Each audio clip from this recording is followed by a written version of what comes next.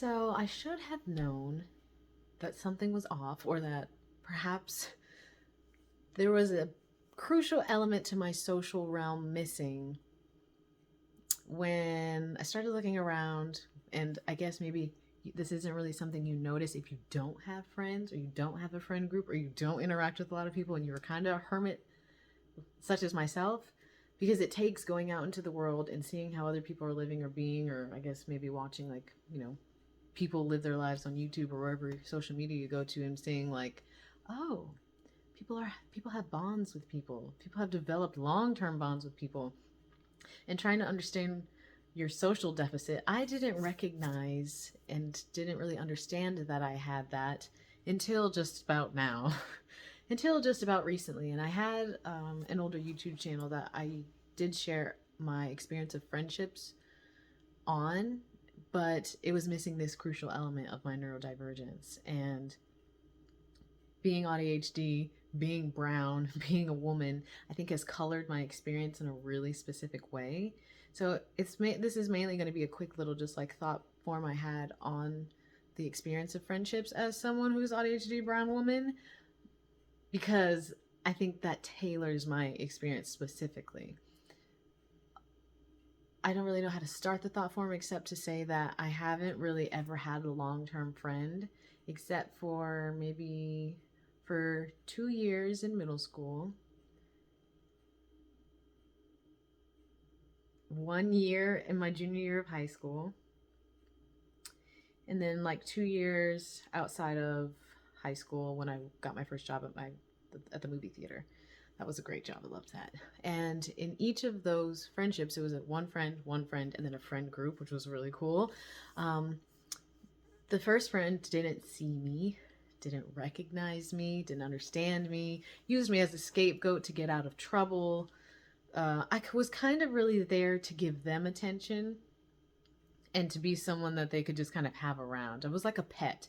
And this is actually something that I've talked about a lot on my previous channel, especially being a human design projector, that it's very common that I would feel like a toy in someone's life. I would feel like there would just be some kid who would see me and be like, oh, that person can give me attention. Oh, that person's not really gonna, like, I don't know. I was probably really agreeable. I was very naive. I was told that a lot. I've heard that word a lot. And so people can see that, I guess, and take that. And in my first friendship, like, and for a long time, it wasn't until like maybe in the last 5 years that I recognized, and this is something I had to talk about, people I didn't understand and realize that when someone was telling you something, that they could be lying to you. I didn't recognize that, like, sometimes people say things to get certain things. I had an innate trust that the person that I was interacting with was being honest with me. And that's going to be also a side video for another time, because I basically learned how to lie a lot from interacting with other people to make friends. Because then I recognized, like, oh, okay, like, so do I have to, what do I, it really created a weird mask for myself. But something I didn't recognize as I was going through all these different little friendships, most of the common thread, like at least for that first one, was like, oh, she just wanted someone around. She didn't really want to know me or get to know me. And I didn't have a full development of my own personality yet. And I've spoken about this in a previous video. I think it was my childhood video. I talked about signs, but I moved schools every year. So I didn't really have a consistent pool of people to find my people. It was like, this is a new school. Am I gonna make a friend? This is a new school. How do I need to be here? This is a new school. All these people are racist. Like, I had to wear lots of masks. But in that friendship, I was still just so excited to have a friend that I honestly probably just accepted that it wasn't going to be as depthful as I would have wanted it to be. And I was okay with that because it just felt good to have a friend. And I actually remember that my mom was concerned that I was a lesbian, because at that time when I had her as a friend, she was asking me about boys. And I was just like, why do I need a boyfriend when I have insert friend's name here? And that like really threw her off. But I think if she would have taken the time to really like observe me as a person, she would have recognized, like, you know what? Yeah, she really hasn't ever been able to have a stable friendship since I birthed her. So having one at 11, 12 years old going through puberty is probably great for her and feels great. And it's a girl, which is like crazy because me and girl friendships haven't really been that great. She didn't see that. And so to her, it was like, are you a lesbian? Like that already, like, that's another talk for another day. But then I had that one friend in my junior year of high school. He was a guy. I always historically got along much better with guys, and I didn't feel this weird underlying pressure or some kind of like weird way to interact. That has changed a lot. I've noticed a lot more sisterhood in these years and the now that we're in, so that's a blessing. But then after that, after leaving the high school realm and being an adult, it became even more difficult to make friends. And most of the friends that I made would just be friends at work. And those friendships got to stay at work, and I could interact with them and have fun with them and like kind of let some of myself out, and then I could leave and then I could be alone. And so I didn't really cultivate any friendships outside of work, and my theater friends became just my only friends. And I spent some time with a good group of people there in different theaters because I worked at 3 different movie theaters. And in each of those, I found a little cluster of people where I could, start to unmask, start to be a little weird, be a little silly. And then I would move. I just kept moving. So I never really learned how to cultivate it.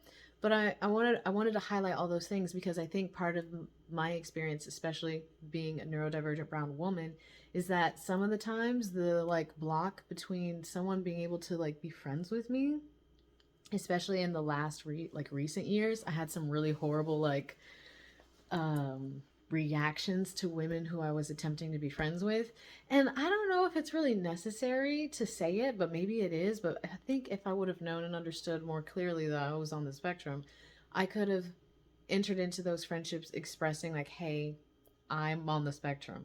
These are some things that I typically do or typically don't like to do. This is how much time, like how much frequency I like to experience with someone, the duration of that, the intensity of that. Like this is the way that I like to interact, or I'm learning how I like to interact. And if I go nonverbal, if I do like, I don't really feel like you should have to give a manual to someone for that, but there has to be there's some kind of discourse or communication that hasn't really been done in this realm yet, because I feel like already there was this typical stereotype of like an angry or assertive or whatever brown woman kind of thing that put me at a certain disadvantage because I already first had to spend so much time like breaking through the stereotype of what someone thought I would be like based on what I looked like. And typically, I guess I could imagine if someone saw me and I wasn't interacting with them, I probably look pretty like maybe off-putting.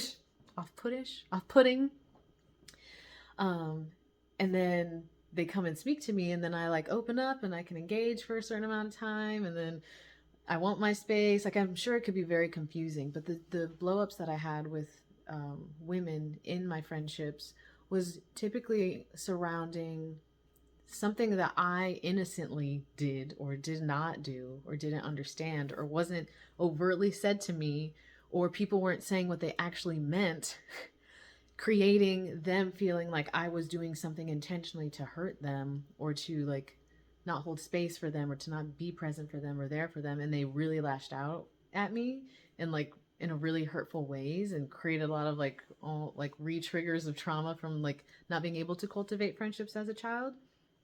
And I wonder like the brown woman thing, or like even just it being common and typical for women to mask or be better at masking than men has placed me at even more of a disadvantage in trying to create lasting long-term friendships that don't have some sort of like, I don't know, like I don't I find it really interesting that so many people on the spectrum struggle with friendship. And I have to imagine it's simply because the person that they're interacting with doesn't observe them as deeply, doesn't ask questions as deeply, just simply isn't able to be present enough for someone on the spectrum, as someone on the spectrum is hyper present for the people around them. I've also noticed that most people on the spectrum are hyper aware, hyper observant. We've had to be, especially if you mask. That I'm just wondering, like,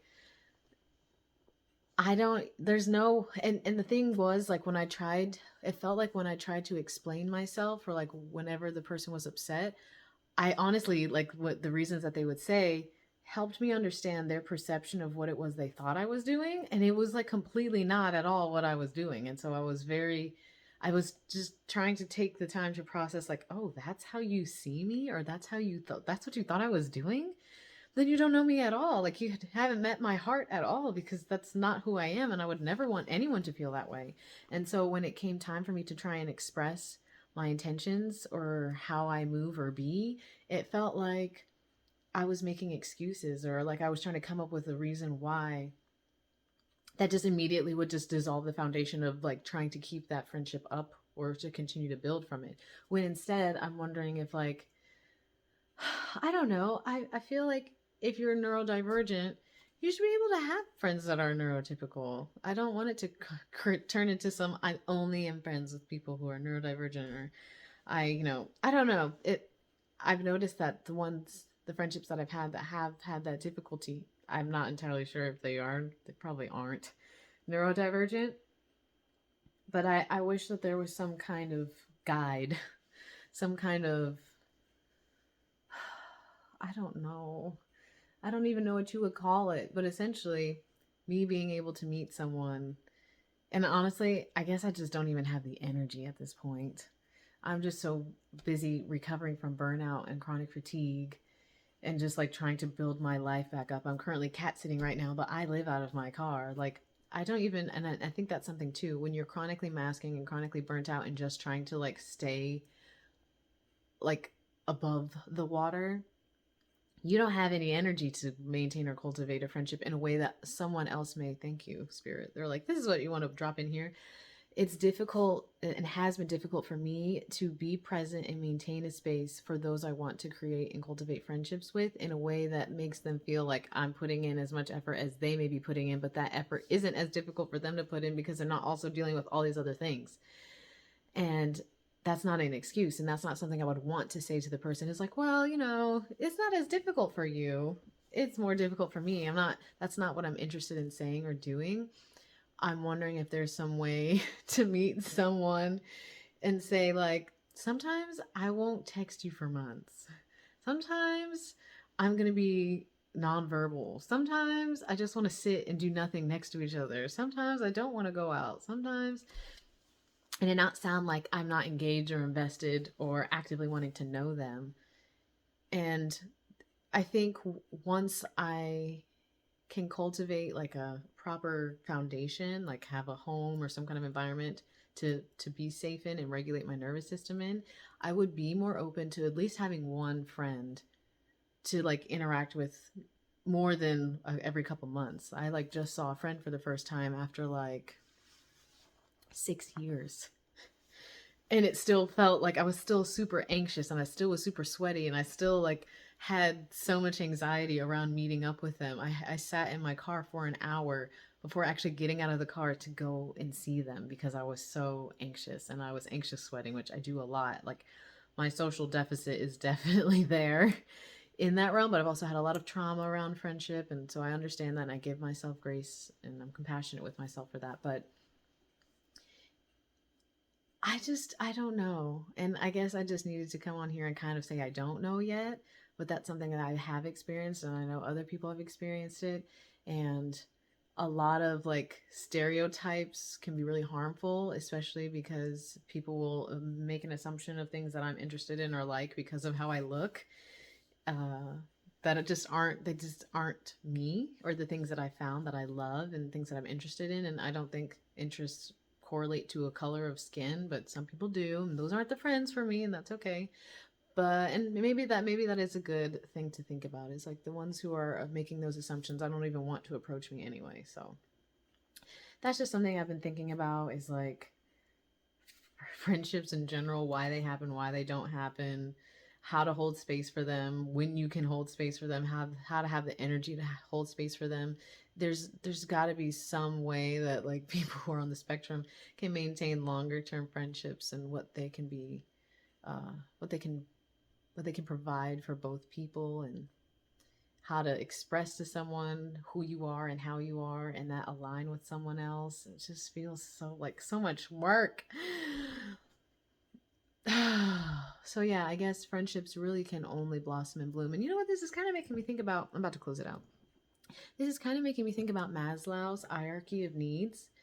And I think that's sometimes the hierarchy of needs is a little confusing to me, because sometimes if you really focus on trying to cultivate a friendship, that friend could learn you, know you, see you, and then like see something that they are like, wow, I feel like this person would love doing this. And like then they send me like a message or whatever, and like, hey, they're hiring here. And then from that, then I get a job, and then I can make money, and then I can start creating the foundation, like the base of the pyramid. But based on Maslow's hierarchy, your needs here have to be met first before you can have the energy to even entertain the other layers of the pyramid.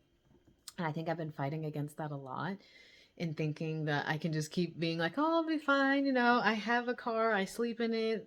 That's my shelter. Oh, I can basically eat kind of one meal a day and live off of that because I often forget to eat anyway. That's my food. So I have food and shelter. And I can kind of make money off of door dashing, even though my breaks are really bad right now. I don't know how much I can do that for much longer. That's my means of income. And so I can have friends. And really, honestly, like, I guess I still can't. And I guess I'm just processing that and what that looks like. Or even like the depth of friendship that I'm looking for isn't typically what other people are looking for in their friendships. And I often find that as well. And this is where I'll close it out. This is like a question I can ask, because I'm sure I'm not the only one who's experienced this. But have you ever like been trying to create or cultivate a friendship with someone, and they're talking to you about kind of deeper things in their life, and based on something they tell you, it makes you think, you see, like, you're seeing what they're saying in your mind's eye, and because you're seeing it, something in what you're seeing piques your interest because you are looking and you can tell some part of the picture is missing. So you ask a question that would make that part of the picture clear, but asking those questions makes that person uncomfortable, or they want to deflect, or they want to like put it back onto you, or they just want to dismiss it or change the subject. And you're not actually able to hold a space or be present for that friend in the way that you want to, because they're not able to be present for themselves that deeply yet. And so then you have to like try to rewind yourself and like bicycle backwards, and then stay on this certain level of interacting with them that just no longer feels real. It just feels like performative at that point, because you recognize like, oh, there's more depth that can be had here, but you're not ready for it. So I guess we're just gonna like do this. Like, I don't know. Anyway, what are your thoughts on friendships? Do you have them? Do you have a group of them? How have you cultivated them? Did you grow up with the same group of friends your whole life? Do you only have one friend? Do you have multiple friends? Do you have different friends for different hobbies and interests? Do you juggle a lot? Do you juggle none? Do you want friends? Do you not want friends? I would love to hear any and all of it, because it's been something that's just been really like kind of sad, honestly. Kind of, lacklustery. I would like some more luster. But yeah, thank you for listening. Thank you for holding a space for me. I really appreciate it. And as always, I'm sending you peace. I'm sending you love.